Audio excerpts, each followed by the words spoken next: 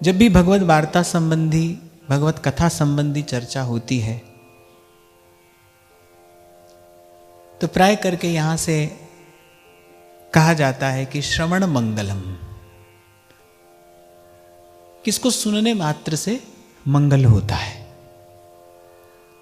पर कैसा मंगल होता है, किस वस्तु की प्राप्ति होती है? देखिए, प्रत्येक शब्द में कुछ ऊर्जा है, प्रत्येक शब्द में कुछ शक्ति है। वो सकारात्मक भी हो सकती है, वो नकारात्मक भी हो सकती है, और हम नित्य प्रति जीवन में इसका अनुभव करते हैं। कोई कटु शब्द कहता है तो तत्काल हमारे भीतर कुछ वैसी ही प्रतिक्रिया होती है। कोई मीठी बात बोलता है तो मन को प्रिय लगता है। पर यहां मैं एक बात आपको निवेदन करूं कि जो भगवत कथा के शब्द हैं वो न तो सकारात्मक हैं और न नकारात्मक हैं। वो सीधे सीधे दिव्य हैं, दैवीय हैं, भगवदीय हैं। और जैसा मैंने आपको कहा कि प्रत्येक शब्द आपके भीतर कुछ हलचल करता है, प्रत्येक शब्द आपके भीतर कोई प्रतिक्रिया आपके भीतर होती है, कुछ घटता है आपके भीतर जैसे ही आप कुछ सुनते हैं। तो भगवत कथा जो है, इसका श्रवण करने से सकारात्मक नकारात्मक अच्छा बुरा जैसा कुछ नहीं, सीधे सीधे एक दैवीय परिवर्तन होता है। और जहां से मैंने बात आरंभ की कि श्रवण मंगलम, क्या मंगल होता है, कथा के शब्दों में ऐसी कौन सी शक्ति निहित है, कथा के शब्दों में ऐसी कौन सी वस्तु छिपी है कि सुनने मात्र से ही वो जीव का मंगल कर देती है। और क्या मंगल कर देती है? कथा के शब्दों में जागृति है। कई बार चर्चा हुई, गोस्वामी जी कहते हैं कि सब व्याधियों का मूल क्या है?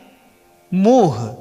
सकल व्याधिन कर मूला, मोह है। और कथा के शब्दों में क्या शक्ति है? कथा के शब्दों में उस माया और मोह के आवेश में सोए हुए जीव को जगाने की शक्ति है। कथा के शब्दों में जागृति है। इसीलिए गोस्वामी जी कहते हैं कि महामोह तम पुंज जासु वचन रवि करही निकर। गुरु का शब्द जगा देता है, सोए जीव को जगा देता है। और ये जो जीव की निद्रा है, क्योंकि ये जन्म जन्म की निद्रा है और बड़ी प्रगाढ़ निद्रा है, गोस्वामी जी तो कहते हैं सब सोवनहारा, सभी सो रहे हैं, कोई जागा नहीं है। कोई विरला होता है जो जागता है। और जैसा कई बार मैं आपसे कहता हूं ना, एक दीपक, एक जलता हुआ दीपक लाखों करोड़ों दीपकों के लिए एक संभावना है। एक जलता हुआ जो दीपक है वो करोड़ों दीपकों के लिए एक संभावना है। तो बस ऐसी उसकी बलिहारी है, जा घट परगट होए। कबीर कहते हैं ना, घट घट मेरा साइया सूनी सेज न कोए, पर बलिहारी वा घट के जा घट परगट होए। भ्रम भूल में भटकते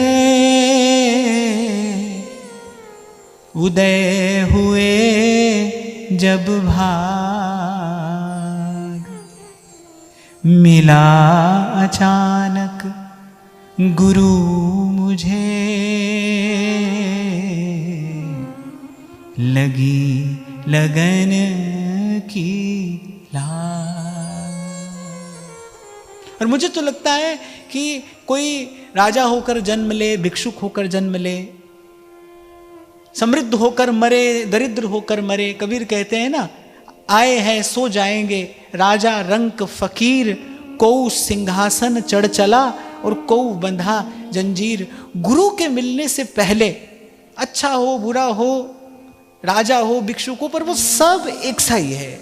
जो वास्तविक परिवर्तन जीवन में आता है ना, जिसको परिवर्तन कहना चाहिए, जो वास्तविक परिवर्तन जीवन में आता है, वो तो जीवन में संत के और गुरु के आगमन के बाद ही आता है। नहीं तो उससे पहले जीव पाप कर रहा है तो भी सोया है, पुण्य कर रहा है तो भी सोया है।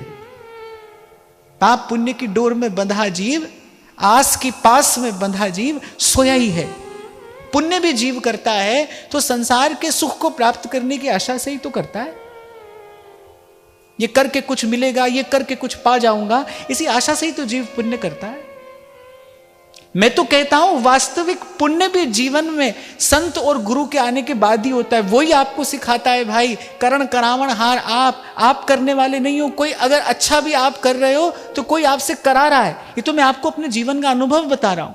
व्यक्ति को लगता है कि भाई ये मैंने अमुक कार्य बड़ा अच्छा कार्य किया, अमुक मैंने पुण्य का कार्य किया, पर जीवन में जब संत आता है, सत्संग आता है, तब जीव को ये जागृति होती है, ना मैंने कुछ है किया, ना कछु करने योग, जो कुछ किया सो आपने, प्रभु आप ही करने योग।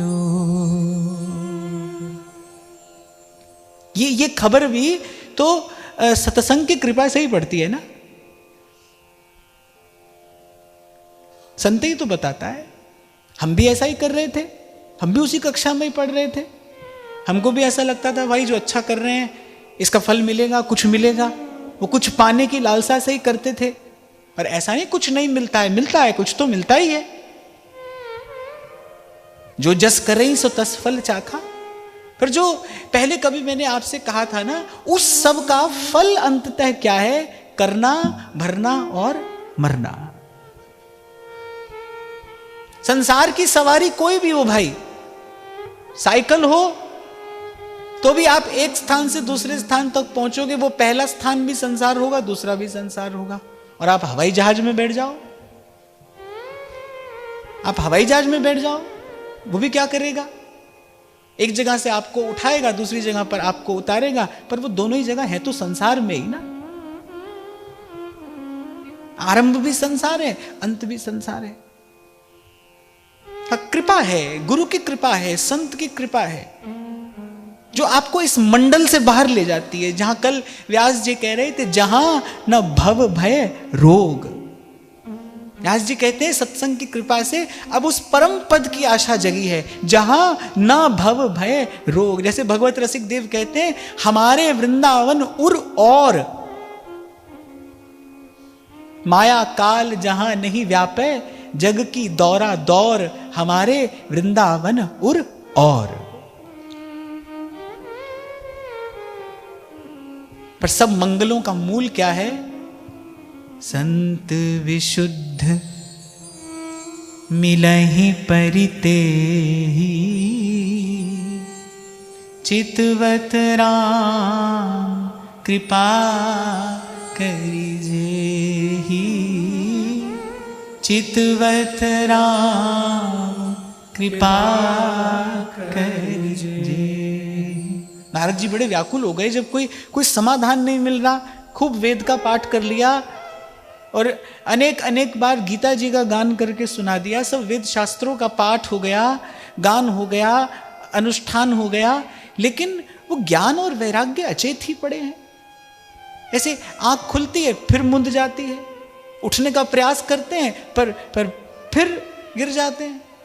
देवर्षि नारद ने कहा, भाई जो करने योग्य था सब तो हमने कर लिया, अब क्या करें? और जब तक ज्ञान और वैराग्य पुष्ट नहीं होंगे तब तक भक्ति प्रसन्न नहीं होगी। जब तक भक्ति प्रसन्न नहीं होगी तब तक उस आनंद की अनुभूति कैसे होगी? तब तक सुख मिलेगा कैसे? इस बात को आप सदा स्मरण रखना। जो 2 दिन पहले हमने यहां चर्चा की ना, कि भक्ति हो पर प्रसन्न भक्ति हो, प्रसन्न भक्ति। और भक्ति प्रसन्न तभी रहेगी जब ज्ञान और वैराग्य, जब उसके पुत्र उसके सामने हष्टपुष्ट रहेंगे, प्रसन्न रहेंगे। ये तो बड़ी सीधी सी बात है समझने की। माता तभी तो प्रसन्न है ना जब उसका बालक सुखी है। बालक सुखी है तो माता प्रसन्न है। माता को अपने कष्ट से कष्ट नहीं है, पर बालक के कष्ट से कष्ट है। तो भक्ति तभी प्रसन्न होगी जब ज्ञान और वैराग्य पुष्ट रहेंगे। और ज्ञान और वैराग्य को पुष्ट करने का एकमात्र उपाय, यही चर्चा यहां पर हो रही है। सब कर लिया नारद जी ने, लेकिन ज्ञान और वैराग्य वो प्रसन्न नहीं हो पाए, वो सचेत नहीं हो पाए, वो अचेतवत ही पड़े हैं। तब श्री सनकादिक ने प्रकट होकर कहा कि देवर्षे, इनको पुष्ट करने का एक ही उपाय है, इनको सीधे सीधे भगवान की कथा सुनाइए, इनको कृष्ण कथा सुनाइए। उन कथा के शब्दों में कुछ ऐसा है, उन कथा के शब्दों में संजीवनी है, वो इनको पुनः पुष्ट कर देंगे, प्रसन्न कर देंगे, और इनके पुष्ट होते ही भक्ति आनंदित हो जाएगी। तो जब सनकादिक का आगमन हुआ, अच्छा कल एक और छोटी सी बात यहां से कही गई थी, उसका पुनः स्मरण करना चाहिए। जब देवर्षि नारद थोड़े व्याकुल हुए ना कि भाई क्या करें, अब किसके पास जाएं, किससे पूछें, क्या उपाय है भक्ति के उत्थान का, मैं इसको वचन दे चुका हूं। तब आकाशवाणी हुई, आकाशवाणी ने कहा कि आप घबराइए मत, मार्ग तो है, पर वो मार्ग हम नहीं बता सकते, वो मार्ग संत बता सकते हैं। आप देखो भगवान की वाणी हो रही है, पर भगवान कह रहे हैं कि भाई उपाय हमारे पास नहीं है, उपाय तो संतों के पास है, संत की शरण में जाइए। इसीलिए सब संतों ने विचार कर प्रभु से अंत में यही मांगा, साधु संगति करी अनुदिन राति। संत के पास रहोगे, संत के निकट रहोगे, सत्संग में बने रहोगे तो ज्ञान वैराग्य सत्संग की कृपा से हष्टपुष्ट रहेंगे। सत्संग ही ज्ञान और वैराग्य का आहार भी है, सत्संग ही ज्ञान और वैराग्य की औषधि भी है। सुनते रहिए, सुनते रहिए। कैसे हो जाएं हमारे कान? जिनके श्रवण समुद्र समाना। जैसे समुद्र में अनंत अनंत धाराएं आकर गिरती हैं, पर समुद्र कभी किसी को ना नहीं बोलता। समुद्र ये नहीं कहता ना कि बस हो गया अब और नहीं, समुद्र कभी ना नहीं कहता। कह रहे ऐसे हो जाएं हमारे कान, जिनके श्रवण समुद्र समाना। कथा तुम्हारी सुभग सरनाना। कथा तुम्हारी सुभग सरनाना। और एक और बात, ये अपने आप को कसौटी पर कसने के लिए है कि हमने श्रवण करना आरंभ किया कि नहीं। क्योंकि जब वस्तुतः श्रवण होता है तो श्रवण का प्रसाद क्या है? जैसे नाम जप का फल क्या है? नाम जप का फल है कि नाम जप में रुचि बढ़ जाए, यही नाम जप का फल है। सेवा का फल क्या है? सेवा का लोभ बढ़े, सेवा का आनंद बढ़े, सेवा का सुख बढ़े, यही सेवा का फल है। तो ऐसे श्रवण करना हमने आरंभ यदि किया तो उसका प्रसाद क्या मिलेगा? श्रवण की लालसा बढ़ेगी। क्योंकि एक और बात इसी प्रसंग में श्री गोस्वामी जी कहते हैं, रामचरित जे सुनत अघाही। रस विशेष तिन जाना नाही।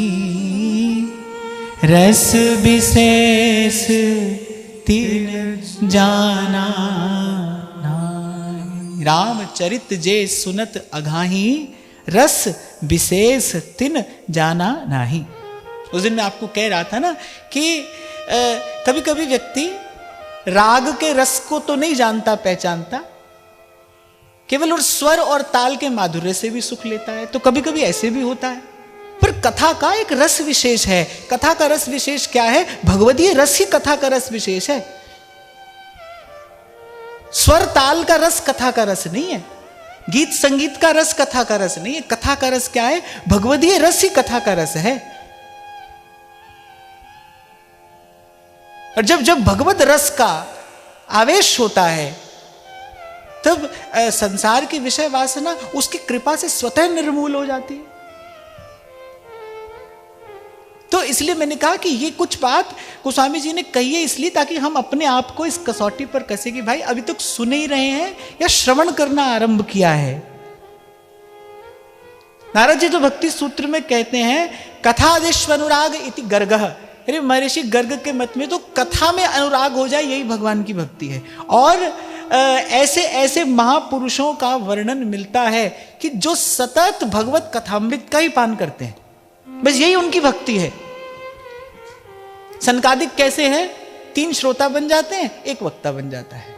पर वो निरंतर भगवत कथा का अमृत पान करते रहे, क्योंकि उन्होंने जान लिया भाई ये सार की सार वस्तु है, केवल इसका आश्रय ले लेने पर फिर कुछ और करना शेष रहता ही नहीं। हाँ, पर इतना अवश्य मैं कहूंगा कि जैसे समुद्र में गोता लगाने वाले को पहली ही बार में मोती नहीं मिलता, मिल भी सकता है, नहीं भी मिल सकता है, तो इसका अर्थ ये नहीं है कि समुद्र में मोती है ही नहीं, वहां तो मोती भी है, रत्न भी है। अब देखो गोता लगाने वाला कब उसको प्राप्त करता है। ऐसे ये जो कथा की धारा है, इसमें गोता लगाया जाता है, बार बार लगाया जाता है, पुनः पुनः लगाया जाता है, फिर कभी वो भाव का मोती जो है वो हाथ लगता है। जैसे ध्रुवदास जी कहते हैं ना, रूप सिंधु में पैठ ध्रुव, जो मन सकहीं संभार, रूप रतन तब कर परे, विषया विषदय डार। करे गाते रहिए, बार बार गाइए। बनी वृषभानु नंदिनी आज, भूषण वसन विविध पहिरे तन, भूषण वसन विविध पहिरे तन, पिय मोहन हित साज, बनी वृषभानु नंदिनी आज, बनी वृषभानु नंदिनी आज। तो इन पदों में जो रस की धारा बह रही है, उसमें गोता लगाना माने उनका गान करना, बार बार गान करिए, देखो होगा क्या, वो जो श्री महाप्रभु जी कह रहे हैं वो दृष्टि का विषय बनने लगेगा। तभी ध्रुवदास जी ने कहा है, इन्हीं नैनन सब सुख देखे, जीवन जन्म सफल करी लेखे। इसलिए संत कहते कुछ न समझ में आए, किसी भी साधन की उपलब्धि न हो, कुछ भी समझ में न आए, तो फिर तो सब बात एक तरफ करके राधे राधे गोविंद गोविंद राधे राधे राधे गोविंद गोविंद राधे गोविंद राधे गोपाल राधे गोविंद राधे गोपाल राधे। श्री राधे राधे गोविंद गोविंद राधे राधे राधे गोविंद गोविंद राधे। श्री राधे राधे गोविंद गोविंद राधे। श्री राधे राधे गोविंद गोविंद राधे गोविंद राधे गोपाल राधे गोविंद राधे गोपाल राधे गोविंद राधे गोपाल राधे गोविंद राधे गोपाल राधे। श्री राधे राधे गोविंद गोविंद राधे। श्री राधे राधे गोविंद गोविंद राधे। श्री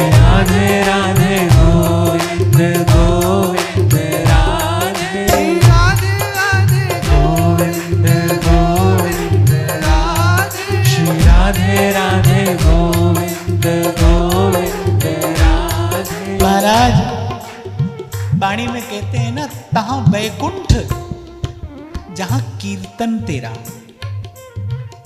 यहां भगवान नाम का गान हो रहा है, कीर्तन हो रहा है, करे तहां वैकुंठ, अर्थात वो जो स्थान है वो माया और काल से परे हो जाता है। वैकुंठ क्या है? जो जहां पर माया और काल की गति नहीं है। कह रहे तहां वैकुंठ जहां कीर्तन तेरा, जहां कीर्तन होता है, वो स्थान जो है वो माया और काल से परे हो जाता है। इस समय किया हुआ शुभ संकल्प अवश्य फलीभूत होता है। इसलिए मैं कई बार आपको कहता हूं सुनते समय थोड़ी असावधानी हो जाए कोई बात नहीं, पर जब कीर्तन हो तो कुछ सावधान होकर उच्च स्वर से, प्रेम से, भाव से भगवान नाम का उच्चारण करिए। ये आपकी सोई चेतना को जगाने वाला क्षण है। ये आपके आसपास जो बैठे हैं, इनमें से कोई ऐसा होगा जिसका परमाणु सशक्त होगा, तो इस क्षण का लाभ लेना चाहिए। राधे राधे गोविंद गोविंद राधे, राधे राधे गोविंद गोविंद राधे, श्री राधे राधे गोविंद गोविंद राधे, राधे राधे गोविंद गोविंद राधे, गोविंद राधे गोपाल राधे, गोविंद राधे गोपाल राधे, गोविंद राधे गोपाल राधे, गोविंद राधे गोपाल राधे, श्री राधे राधे गोविंद गोविंद राधे, राधे राधे गोविंद गोविंद राधे, श्री राधे राधे गोविंद गोविंद राधे, गोविंद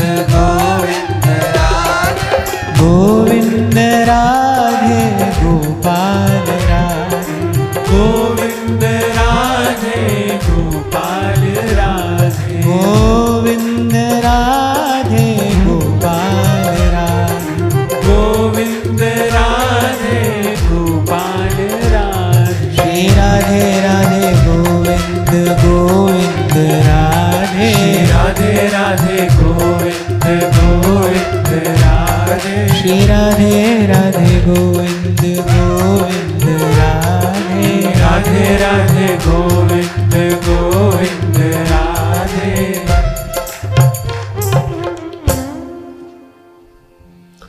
भाग्योदयेन बहुजन्म समर्जितेन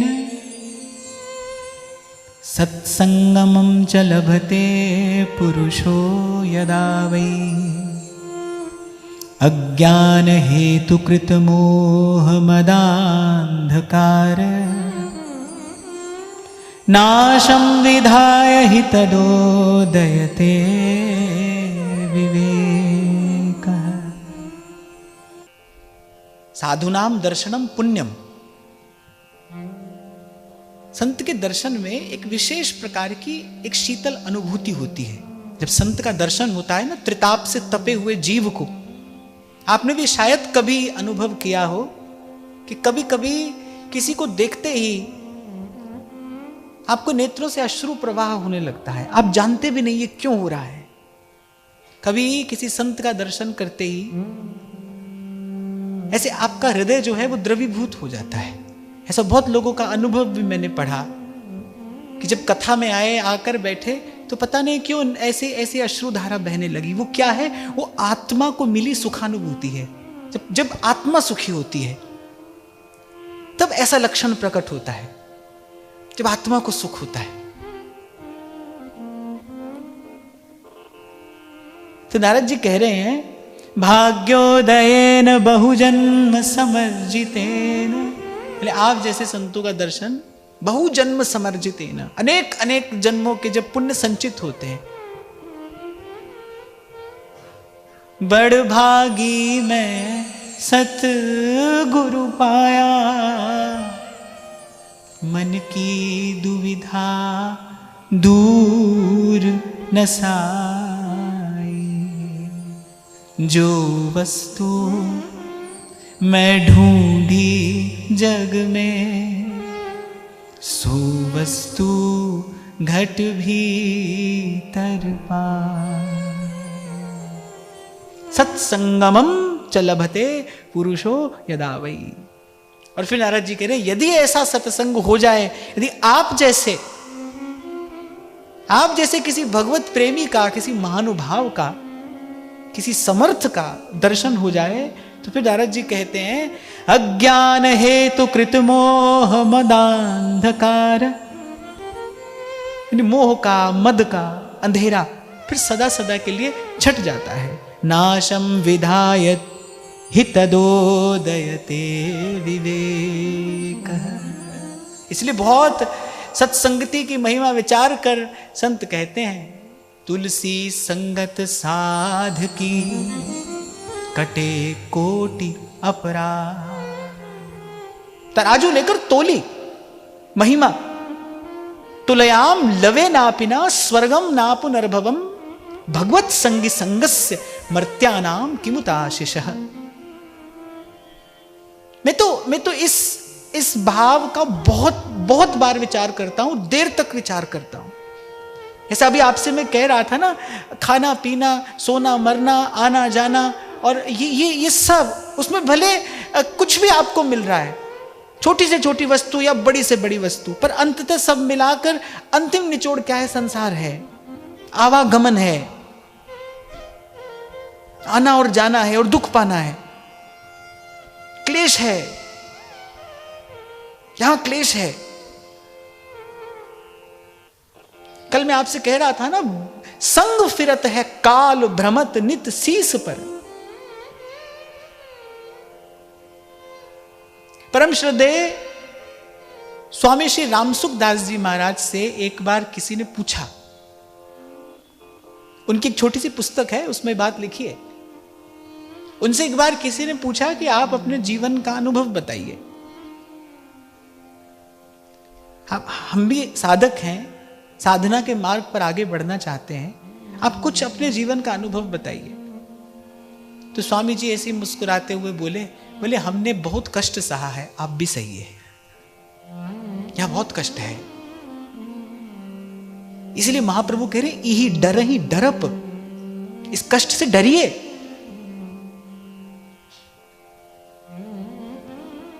पर ऐसा विवेक शून्य हो गया है जीव, ऐसी मोह की निद्रा है, ऐसा दुरंत मोह है कि यहां से निरंतर कष्ट पा रहा है, निरंतर कष्ट पा रहा है, लेकिन संसार की वासना को नष्ट नहीं कर पा रहा है। कष्ट पा रहा है पर वासना को नष्ट नहीं कर पा रहा है। यहीं पर आकर संत की और सत्संग की महिमा प्रकट होती है कि जो जीव अपने साधन से, अपने प्रयास से नहीं कर पाता, वो सत्संग सहज में करा देता है। तभी गोस्वामी जी कहते हैं, बिनहि प्रयास होहि भव भंगा, बिनहि प्रयास होहि भव भंगा। बड़े भाग पाइए सत्संगा, और बिनहि प्रयास होई भव भंगा। कभी कभी कोई किसी की कही हुई कोई एक बात ऐसी होती है जो सीधे आपके भीतर उतर जाती है। मुझे बहुत अच्छे से स्मरण है, जब बिल्कुल पहली बार कथा की सेवा मुझे प्राप्त हुई, भक्तमाल जी की कथा मैंने कही थी। कथा जिस दिन पूर्ण हुई तो ऐसा मेरा नियम था कि रात को 10 मिनट 15 मिनट कुछ ना कुछ स्वाध्याय करके ही सोना है, किसी भक्त का चरित्र या किसी संत की बात।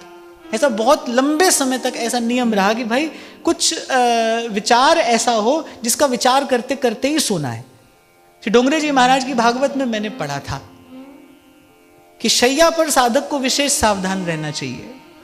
प्रयास वो यही करे कि तो नाम जपते जपते निद्रा में प्रवेश करे, या किसी संत की बात का विचार करते हुए, चिंतन करते हुए निद्रा में जाए, या किसी भक्त के चरित्र का चिंतन करते करते सोए, ताकि जो निद्रा है वो भी भगवत भाव युक्त रहे।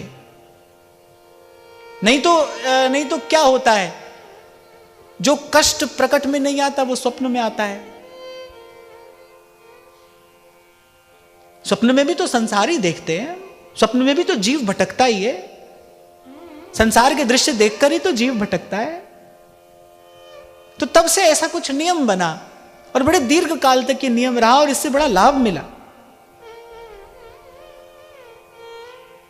तो ऐसे ही मैं स्वामी जी की कोई पुस्तक पढ़ रहा था और उन्होंने कहा कि ऐसे एकाएक किसी संत का दर्शन करके एकाएक हमारे मन में ऐसा विचार आया और हम गंगा किनारे जाकर बैठ गए कि अब हमको भगवत प्राप्ति के अतिरिक्त और कुछ नहीं करना है। अब हमारा सारा प्रयास होगा केवल प्रभु को पाने के लिए होगा, केवल प्रभु का प्रेम पाने के लिए होगा। तो ऐसी जब मैंने ये पंक्ति पढ़ी ना, किसी ने पूछा कोई जीवन का अनुभव बताइए, तो उन्होंने कहा हमने कष्ट सहा है, आप भी सही है। अनेक संदेश दे दिए उन्होंने एक पंक्ति कहकर। एक तो दुखालयम अशाश्वतम, सब संत कह रहे हैं, नानक दुखिया सब संसार, सब कह रहे हैं। क्यों कह रहे हैं? आपको मुझे डराने धमकाने के लिए नहीं कह रहे, आपको मुझे निराश हताश करने के लिए भी नहीं कह रहे। किस लिए कह रहे हैं? इही डरहि डरप हरिवंश हित, जिन अब भ्रमहि गुण सलील पर, जिहि नामनि मंगल लोक तिहु, सुहरि पद भज न विलंब कर, सुहरि पद भज न विलंब कर। अच्छी अच्छी चीज है, ऐसा भय भी अच्छा है। गोस्वामी जी तो यहां तक लिखते हैं, कहते हैं भय बिन होई न प्रीति। जब तक जीव संसार के भय से भयभीत ना हो तब तक वो कुमार्ग पर जाना छोड़ता नहीं। इसलिए कभी कभी प्रभु कृपा करके भय दिखाते हैं, कभी कभी प्रभु कृपा करके भय दिखाते हैं। और मैं कहता हूं कि संसार के भय से भयभीत रहिए। प्राय करके बोलने वाला बोल देता है, बोले हम भगवान के अतिरिक्त नहीं डरते किसी से। भाई भगवान से मत डरिए, भगवान से प्यार करिए। प्रभु से डरने की आवश्यकता नहीं है। उनके जैसा दयालु कृपालु और कौन है? भगवान से किस बात का भय? वो तो अपने हैं, सदा सदा से अपने हैं। वो तो परम हितैषी हैं, परम आत्मीय हैं, परम दयालु हैं, परम कृपालु हैं, प्रीत की रीत निभाने वाले हैं और अंत तक निभाते हैं। उनके जैसा और कौन है?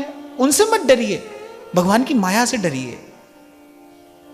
संसार से डरना चाहिए, संसार से डर के ही रहना चाहिए। हमारे बाबा तो कहते थे, बोले ऐसे रहते हैं जैसे दांतों के बीच में जीभ रहती है। साधक को तो ऐसे रहना चाहिए संसार में जैसे दांतों के बीच में जीभ रहती है। एक और बात छोटी सी है पर काम की है। आप देखना, जैसे जैसे आप भजन के मार्ग पर आगे बढ़ोगे, जैसे जैसे आपकी भावनात्मक उन्नति होगी, भजन का बल भी बढ़ेगा, आत्म बल भी बढ़ेगा। लेकिन ध्यान रखना, उसके साथ साथ आपकी सावधानी भी बढ़ती चली जानी चाहिए। वस्त्र जितना उज्जवल होता चला जाता है,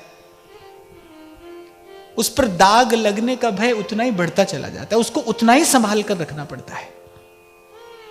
कुल मिलाकर यही बात समझ में आई भाई।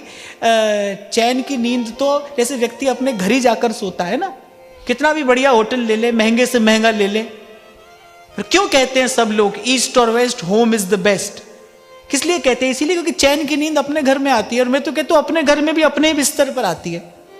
अपने घर में भी आप दूसरे कमरे में सो तो हो सकता है वैसी नींद ना आए, अपने घर में अपने उसी कोने में आपको चैन मिलता है। तो भाई यहां सुख की आशा छोड़ दो, चैन तो वहीं जाकर मिलेगा जहां नहीं प्रेम वियोग। चैन तो वहीं प्रभु के चरणों में पहुंचकर मिलेगा। और यहां बने रहना चाहते हो सुख में, आप चाहते हो सुख बना रहे, सुख चाहत हरिवंश हित, फिर कृष्ण कल्पतरु सेव। फिर एक ही उपाय है, नाम का जप करिए, प्रभु का दर्शन करिए, लीला कथा का श्रवण करिए, जब कभी श्री जी कृपा करे धाम का सेवन करिए। ऐसे नाम रूप लीला और धाम में से किसी एक को पकड़े रहिए अगर यहां सुख चाहते हैं तो। ये तो यहां है नहीं भाई। और मैं फिर कह रहा हूं, चैन तो वहीं जाकर मिलता है, अपने घर, जो अपनी ठौर है, जो अपना ठिकाना है। जैसे उड़ी जहाज को पंछी पुनी जहाज पे आवे। जीव जहां से आया है जब तक वहीं नहीं पहुंचेगा तब तक उसको चैन नहीं है। और आया कहां से है? प्रभु से ही आया है, और प्रभु तक ही लौटना है, प्रभु तक ही पहुंचकर जाना है। तो श्री नारद जी ने सत्संगति का फल बताया। बोले जन्म जन्म के अनादिकाल के उस दुरंत मोह को नष्ट करके बोले सोए जीव को जगा देता है संत का दर्शन और संत का संग।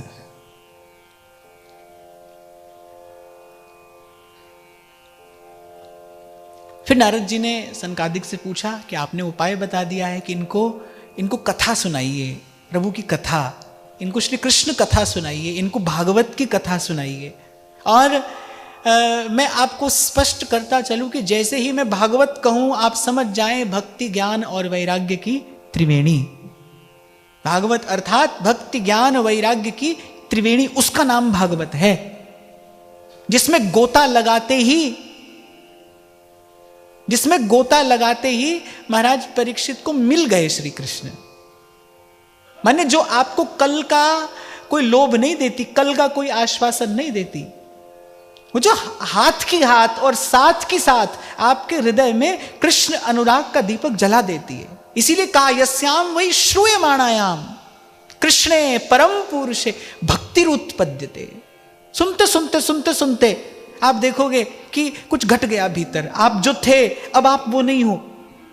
वो जो कथा सुनने से पहले आप जो थे, कथा सुनने के बाद आप वो नहीं हो।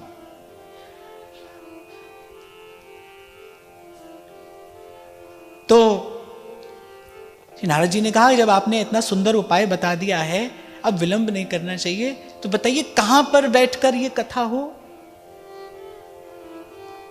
तो सनकादिक ने बताया गंगा द्वार समीपे तु तटमानंद नामकम। बोले गंगा द्वार समीपे और आनंद नामक तट पे। अब देखो कितना सुंदर स्थान बताया है। आनंद अर्थात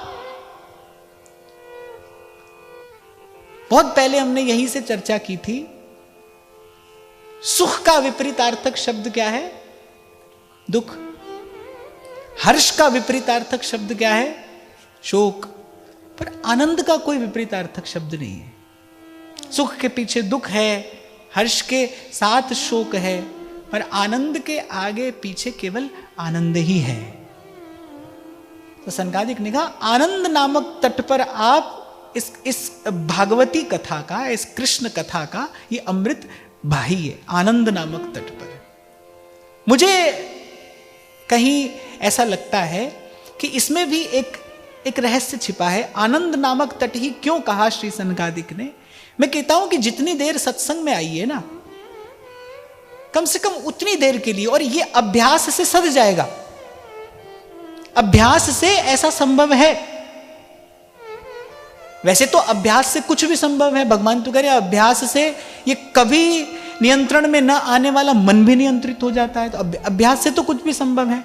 ये जो मैं आपको कहने जा रहा हूं ये अभ्यास से संभव है कि जब आप आए, अब मान लीजिए आप 1.5-2 घंटे के लिए यहां पर आते हैं, तो बस 1.5-2 घंटे का ये अभ्यास हो कि जैसे ही आप इस प्रांगण में प्रवेश करते हैं, भाई उतनी देर के लिए प्रयास करके विचार पूर्वक अपने सब संबंधों को एक ओर रखकर, अच्छी से अच्छी बात भी और बुरी से बुरी बात भी दोनों एक ओर रखकर, भगवान एक बड़ी प्यारी बात कहते, कह रहे सन्मुख होई जीव मोहि जबहि जन्म कोटि अगनासहि तबहि। भगवान ने न स्त्री कहा, न पुरुष, न ब्राह्मण क्षत्रिय वैश्य कहा, न अपना पराया कहा, कुछ नहीं कहा। भगवान कह रहे सन्मुख होई जीव मोहि जबहि।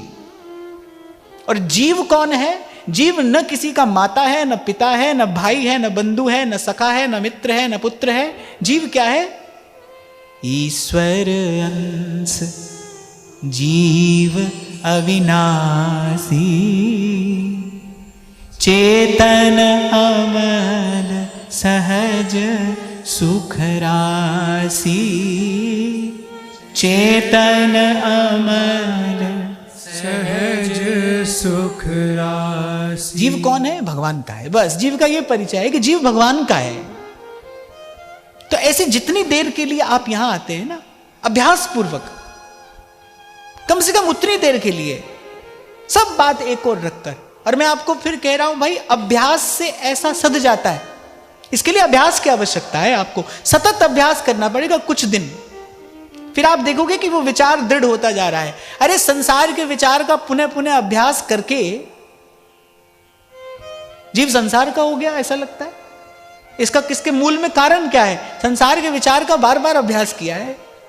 मेरी माता, मेरा पिता, मेरा पुत्र, मेरा भाई, मेरा बंधु, मेरा घर, मेरा सामान, मेरा सम्मान, बार बार इसका अनेक बार विचार किया। आपने सुना होगा, बोलचाल की भाषा में आप कह भी देते हो कि एक झूठ 100 बार बोलो तो सच लगने लगता है। पुनरुक्ति जो होती है ना, उसमें शक्ति है। फेरते माला गोल गोल घुमाते शक्ति उत्पन्न होती है ना। आप देखो जहां पर बांध में बिजली बनाई जाती है, उसके नीचे से गोल गोल टरबाइन ही तो लगी रहती है। घूमती है, ये जो घूमना है ना, इससे ऊर्जा उत्पन्न होती है। आपने पवन चक्की देखी हो कभी, बड़े बड़े पंखा लगे रहते हैं, वो घूमते हैं, क्या होती है? ऊर्जा उत्पन्न होती है। आपके शब्दों में कहूं तो रिपीटिशन जो है ना, उसमें उससे एक ऊर्जा उत्पन्न होती है। तो संसार के विचार का बार बार अभ्यास किया है तो देखो वो पक्का हो गया। पूछो कौन है तो आप सबसे पहले अपना नाम बताते हो, नाम बताओगे, गांव बताओगे, संबंध बताओगे, जाति बताओगे, कुल बताओगे। ये सब जो अपने अपने माथे मढ़ा है, ये किस लिए मढ़ा है? केवल संसार का अभ्यास हो गया है, गलत अभ्यास हो गया।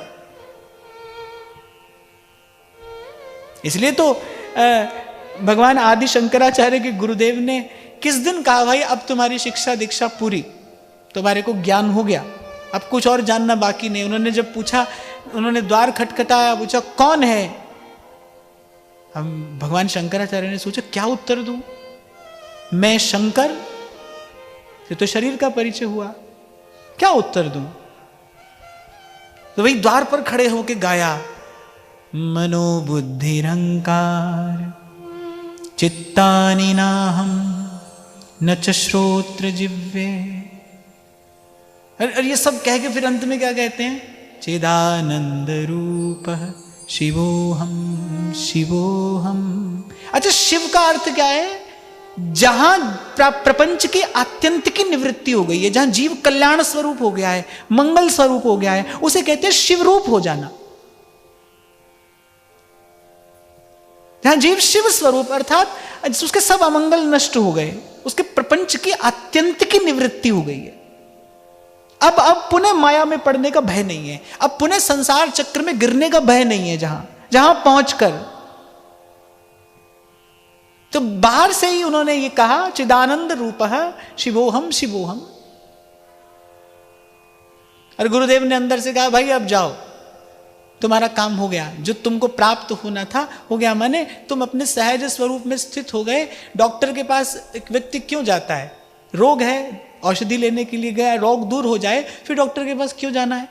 बोले तुम्हारा रोग दूर हो गया, स्वस्थ हो गए, अपने स्वरूप में स्थित हो गए, अब जाओ। चिदानंद रूपः शिवोहम शिवोहम। तो अभी अपन से कोई पूछे कौन, हमारे पास बहुत सारे परिचय हैं देने के लिए, पर रस की प्राप्ति कहां है, किस धरातल पर जाकर है? अनेक बार मैंने आपको यहां से निवेदन किया, श्री कृष्ण ने पूछा कौन, और गोपी ने कहा आपकी है, बस।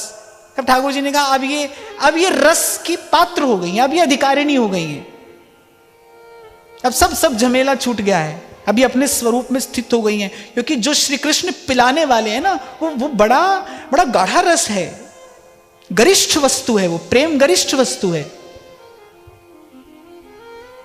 जिसकी पाचन शक्ति अच्छी ना हो उसके लिए प्रेम नहीं है। बार बार कहा जाता है ना, भाई भजन को पचाइए, प्रेम को पचाइए, प्रेम को पचाना ही भजन को बचाना है। अब जिसकी पाचन शक्ति ठीक ना हो उसको आप शुद्ध देसी घी से बना कोई पकवान खिलाइए, वो क्या करेगा? वमन कर देगा, क्योंकि वो पचा नहीं सकता। मैं ये कह रहा हूं कि रस की प्राप्ति किस धरातल पर जाकर है, जहां देहाध्यास समाप्त हो गया है। कल मैंने आपको एक छोटा सा उदाहरण दिया था, जब श्री मीराबाई साहब गाती हैं, संतन संग बैठ बैठ लोक लाज खोई। क्या अर्थ है? बड़ा दिव्य अर्थ है इस पंक्ति का।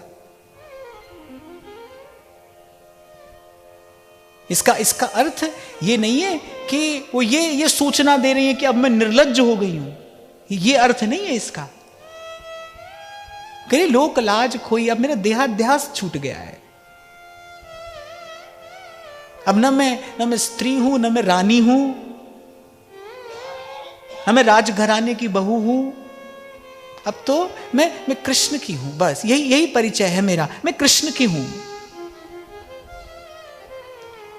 मैं तो थारी चरणन दासी, मैं तो थारी चरणन दासी, मारा घर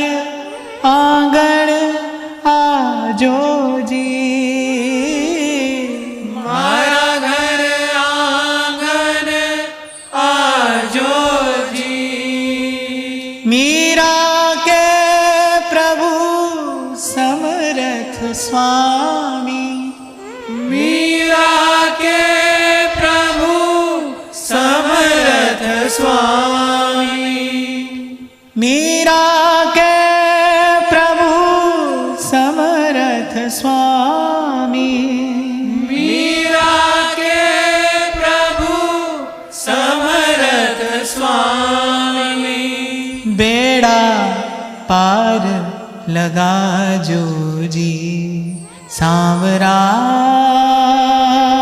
हमारी प्रीत निभा जो जी सांवरा हमारी प्रीत निभा जो जी। तो मैं ये निवेदन कर रहा था, थोड़ा सा अभ्यास आपको करना है कि जब यहाँ आते हैं, जब सत्संग में आते हैं, जब सत्संग में प्रवेश करते हैं, जूता उतार देते हो ना बाहर, जैसे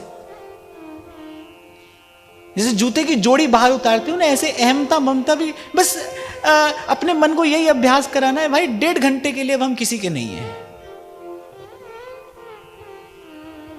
इससे पहले जो था वो इसके बाद में देखेंगे, पर इस 1.5 घंटे के लिए, इतने समय के लिए अब हम किसी के नहीं, अब हम केवल प्रभु के हैं।